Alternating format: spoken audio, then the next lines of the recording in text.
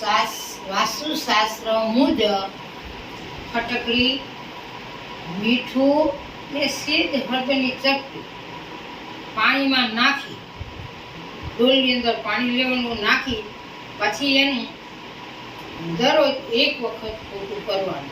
જો પોતું કરશો ને એટલે આપણા ઘરની અંદર જે નેગેટિવ હશે વાતાવરણ બધું નીકળી જશે. પોઝિટિવમાં આપણા આખું વાતાવરણમાં રહેવાની આપણને મજા આવશે. એટલે પોઝિટિવ વાતાવરણ રહેશે.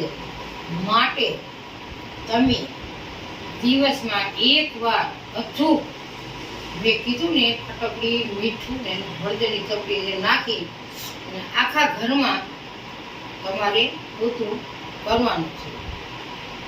અને આપણને ઘરની અંદર આપણા ઘરમાં લક્ષ્મીનો વાસ થાય છે, પોઝિટિવ વાતાવરણ રહે છે, આપણને સુખ શાંતિ સમૃદ્ધિ મળે છે ને જીવનની અંદર ખૂબ શાંતિ મળે છે. તમે એક વખત આનો પતળો આ ટીપ્સનો ઉપયોગ કરજો.